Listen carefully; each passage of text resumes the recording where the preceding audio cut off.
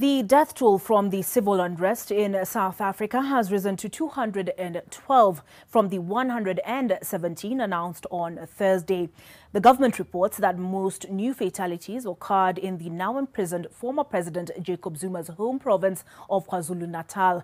President Cyril Ramaphosa is expected to address the nation tonight. In light of these developments, I spoke to South African freelance journalist Seho Moahi, who is based in Johannesburg, and that is in Gauteng province, where no new incidents have been reported.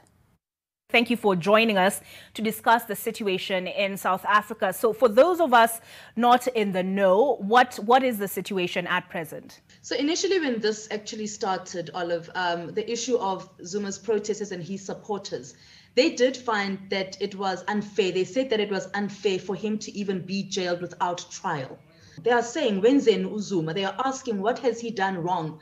And he mentioned in some of his court papers that he was very concerned about contracting COVID-19 while in prison. This is something as well that some of the supporters have also raised, that if he gets to prison and he gets ill, what will happen then? Quite ironic, because that weekend when he was with his Nkandla support, he was in Nkandla with his supporters, he was amongst a large crowd of people without having his mask on. Has Zuma spoken out, asked people to calm down and return to their homes? Well, nothing at all. We do know that he is in prison, so he really, and not even through his foundation, have we heard much from them about what is taking place at the moment. But we also need to remember that the South African government has now said that this now goes beyond. More and more people are actually saying that they are now looting, they are taking this food because they are hungry, that there's unemployment, that there's so much poverty that they don't even have food at home. Are they targeting specific businesses, or is it just, all our shops across the board? It does seem that there is a target. Some of the ministers have said this, that it does seem that there was actually a plan for this to take place. There is no concrete evidence to that at the moment. However, it is quite interesting that there were only certain malls, now that you mention it, that were actually targeted and that were actually looted and vandalized, and some of them actually burnt as well. Okay, so these deaths, are they as a result of an exchange of, I don't want to say fire, but an exchange of ammunition between the authorities and the protesters? And who are the majority of those who have passed away? We do not know the exact reason for it, but with the large crowd and the large crowds that we have seen the past couple of days, stampede does seem to be the viable reason that most of those people have sadly passed away. We saw that the military was deployed to KZN, at least, if I'm not mistaken. Has that made a difference? To bring in the soldiers and to bring in the army, it has brought a sense of calmness within those various areas that were actually vandalized and looted.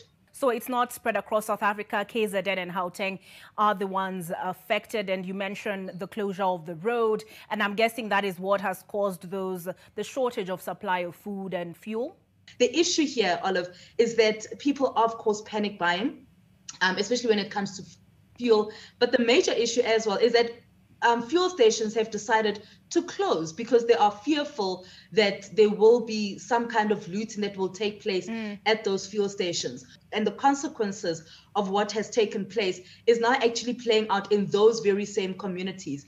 There is shortage of food in some areas where the food has just not arrived because of what has taken place, where there's this closure that has taken place on the N3. However, there's also then the issue that the food has just been looted. Historically, South Africa has resolved its problems through dialogue.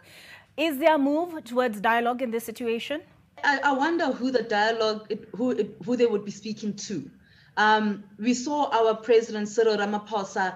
He came up on, I think it was Monday or Tuesday evening. He was on our screens once again addressing the nation. Monday evening, he was on our screens once again addressing the nation. And all of it really looked like he put a switch on. Because as he was speaking, we saw more and more people looting.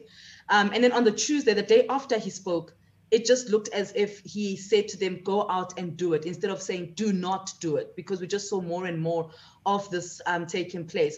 So the conversations that we understand that the government is having, it is with business leaders, it is with religious leaders, it is with traditional leaders. They are having those conversations, and hopefully those conversations will then be filtered out to people to then understand the consequence of what is currently taking place. Okay, Seho, before I let you go, I'm just wondering, could the situation have been exacerbated? You talked about unemployment being a factor in these protests. Could the COVID pandemic have exacerbated the situation? Absolutely. For people to be looting the way that we have seen them to do, and for them to be grabbing things in bulk the way that we saw them to do, the pandemic has definitely made this situation all the much more worse. All right. Thank you so much for providing a deeper insight into the situation in South Africa. Seho is a freelance journalist based in Johannesburg. Thank you very much.